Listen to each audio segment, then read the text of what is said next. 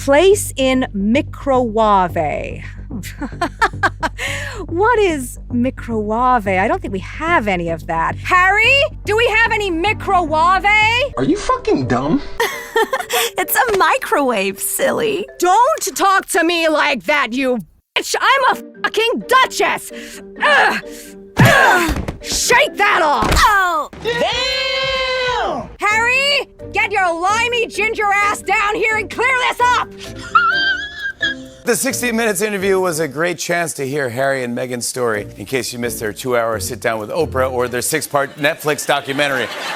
Meg does her little phony like, I'm so busy. I have the show, the podcast, I'm a duchess. So busy? It was so fake. I was like, oh. Spitting Image just got sued. Yes, you heard that right. They got sued for making silly jokes on the internet. Most of their videos about Meghan Markle mysteriously disappeared from YouTube. Today, we bow our heads in memory of the fallen. More episodes have been removed from YouTube. But that didn't stop them. It made them go harder. They came back with the most brutal puppet roast ever created. This isn't just comedy. This is character assassination of Meghan's Netflix brand, her fake humanitarian persona, and her entire California grift. Let's start with how they destroyed her Netflix show. With Love Meghan was supposed to be this warm, authentic lifestyle show. Spitting Image turned it into a masterclass in exposing performative nonsense. I'm Megan Sussex, and I'm a good person. And I'm meeting another good person today, the wonderful Ariana Grande. Oh my God, Meghan, you're such a good person. Yes, that's why I'm going to talk to you like you're an idiot. She talks to people like they're complete idiots while positioning herself as this humble good person. The condescension is off the charts. And then they went after the actual content of her show, her soul food recipe that turned out to be nothing but a packet of crisps. I'm preparing my guests some soul food that my British husband calls a packet of crisps. Can be a tricky dish to master, especially when a packet is being f***ing bitch. Oh my God, you've been knocked down by the crisps. So vulnerable, I love it. I'm just down here holding space. And now, the finishing touches, a flower. This is what her Netflix show actually is. Taking ordinary things and repackaging them as premium lifestyle content. A packet of crisps becomes an event when Meghan adds a flower to it. But they didn't stop there. Like and subscribe to learn how to breathe. How, as a finishing touch, sticking flowers on anything means you made it with love. And I share the secret to a happy marriage. Fuck's sake, H! Don't make me get the electric color out. Sorry, love. I think my arm's gone dead.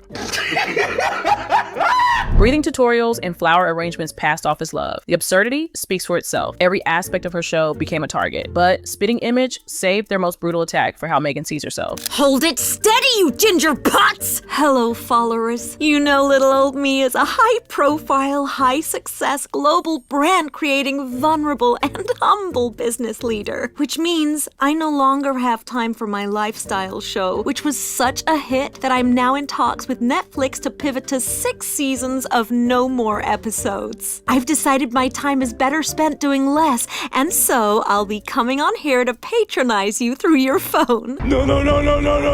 Wait.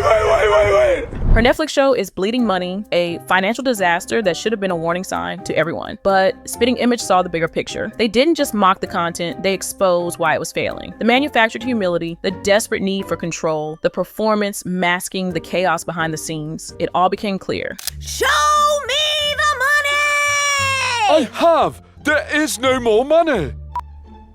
I know what you're thinking. Did Netflix cancel 6 series or only 5? You gotta ask yourself one question. Do I feel lucky? Well, do ya? Punk? Yeah, so lucky, very grateful. I'm batting well above my average. Please stop pointing the gun at me. Meghan's entire brand depends on this Netflix deal working. She's pushing for content, for visibility, for the lifestyle empire to succeed. She left Suits thinking she'd become bigger than ever, but marrying into royalty somehow killed her career instead of elevating it. Now she's stuck trying to make lifestyle content work while Hollywood has moved on. The pressure is suffocating. He's not the Messiah! He's a very naughty boy! You're so funny, Megs. What do you mean I'm funny? I'm funny how? I mean funny like I'm a clown? I amuse you? I make you laugh? I'm here to fucking amuse you? What do you mean funny? Funny how? How am I funny? Oh, you nearly had me there, Megs.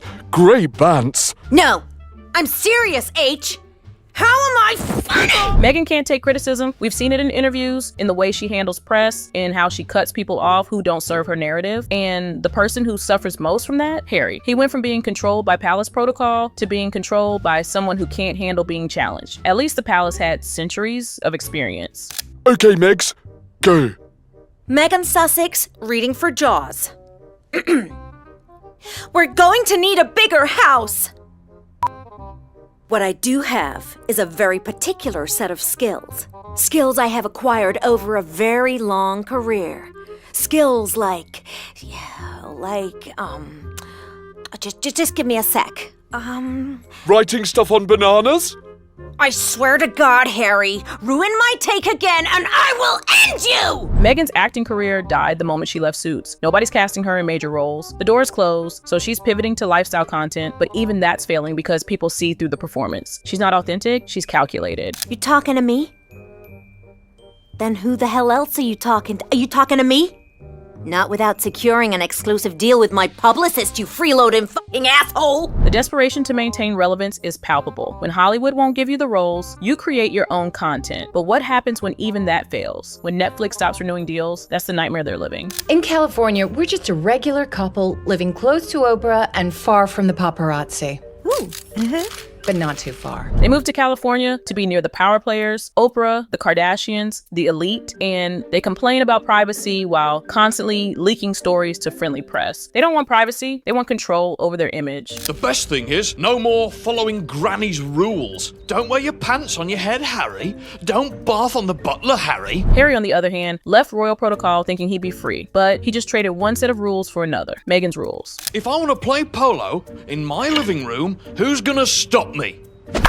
Stop that! Right away, Megs. The freedom was never real. Harry's still being told what to do, what to say, how to behave. The only difference is now it's for Netflix content instead of royal duties. The spitting image roast was devastating, but it opened the floodgates. Everyone else felt safe to join in. Jimmy Fallon went straight for her pretzel bag obsession. What is the #1 question that mystifies scientists? Is there life on another planet? Oh no, why does Meghan Markle make her own pretzel bags? They don't know why. That's interesting. She takes it from one bag and puts it in another bag. There's another bag. And that confuses people. This, we're just gonna put into a different bag. It was peak, out-of-touch rich person behavior, and the internet noticed. Social media influencers saw an opportunity and started creating parody videos of Meghan's Netflix lifestyle content. They mocked her repackaging snacks into fancy bags like it was some sort of accomplishment. Take the snack out of one bag and then move them into another bag and then label this new bag, even though this bag already has a label on it. Then they went after her ridiculous water preparation ritual, complete with flower petals, because tap water apparently isn't good enough. How I prepare water for my guests. Some water that I got from the spring in my backyard. Whatever you do, don't use tap water. I'm just gonna sneak a taste. You flower petal. H is always calling water water, and there you have it. And of course, the performative flower arranging where she talks about telling a story, as if anyone actually cared. Any type of flower arranging is just telling a story. What story do you want to tell? Maybe leave the country.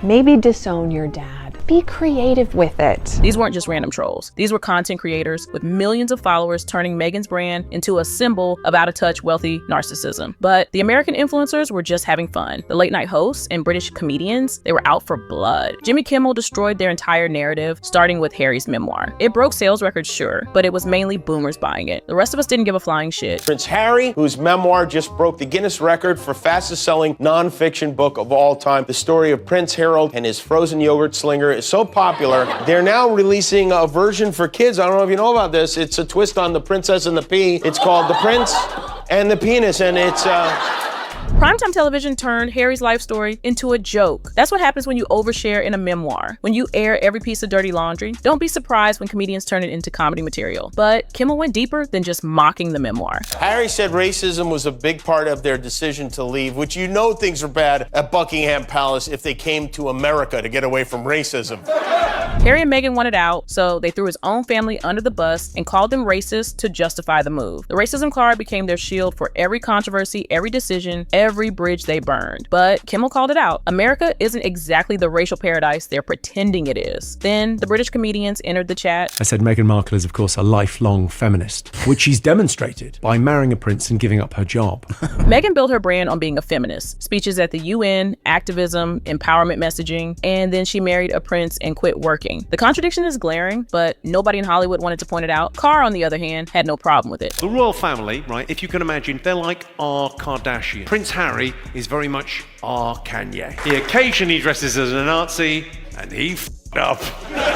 Harry's past keeps resurfacing because he never properly addressed it. You can't dress as a Nazi and then expect people to forget when you start lecturing them about social justice. The credibility gap is massive. My brother's fiance, Miss Meghan Markle, is on the American program Suits. Yes, Wednesdays, 8 p.m, USA Network. The only difference between that show and this is people watch this one. SNL went after Suits, the show that made Meghan semi-famous. The implication is clear. Nobody actually cared about her acting career before Harry. She wasn't a star. She was a cable TV actress on a show most people didn't watch. Whenever the kids are being fussy and not going to bed, she puts on an episode of Suits and they're out. So,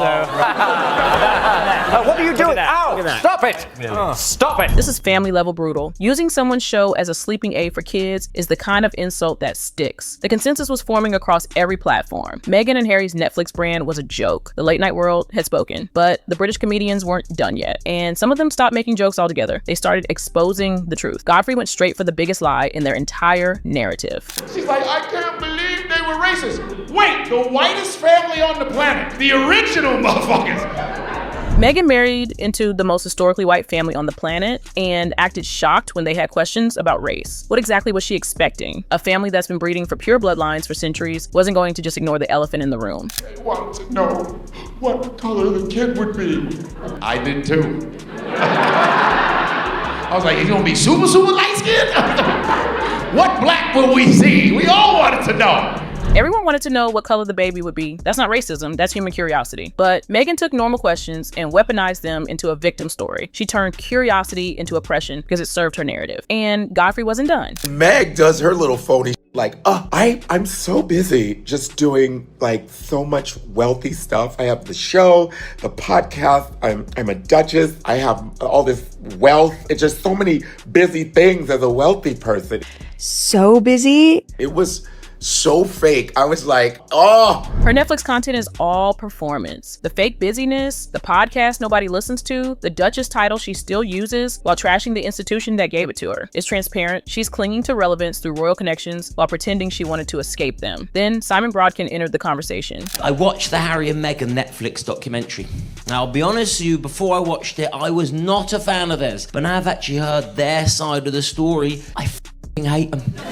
The Netflix documentary was supposed to make people understand their side. Instead, it had the opposite effect. People went in neutral and came out actively disliking them. That's a special kind of failure. They started off and they're making interesting points about racism and misogyny. Then they start calling each other H&M, and I just thought, oh, off.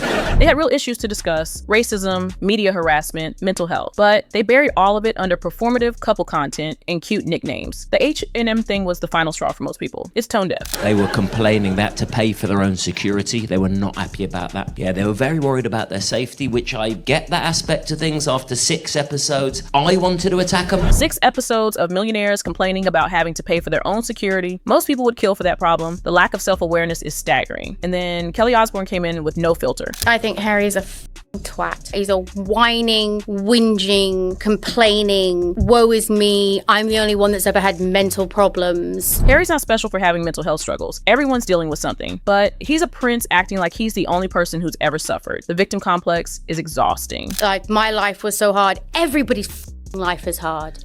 Yeah, you were true. the prince of a goddamn country who dressed up as a Nazi, and now you're trying to come back as the Pope? Suck it. You can't dress as a Nazi and then rebrand as a humanitarian. It doesn't work that way. Harry wants forgiveness without ever properly addressing what he did. The hypocrisy is glaring. So what does this mean for Meghan's Netflix future? Well, here's the thing. Spitting Image faced legal pressure, and most of their Meghan and Harry content mysteriously disappeared. Whether it was them or someone protecting their image, the result is the same. When satire shows are being silenced for making jokes, you've already lost. Their Netflix brand is dead. Their credibility is gone. And the comedy world has decided they're fair game. The pressure didn't protect them, it made things worse. Spitting Image came back harder, and now everyone else feels safe to mock them. The victim narrative doesn't work anymore. People see through it, and the more they try to control the narrative, the more they prove the critics right. They're digging their own graves, one legal thread at a time. Do you think Meghan will ever realize that silencing critics only makes things worse, or is she too far gone to see it? Let us know in the comments and subscribe for more royal drama.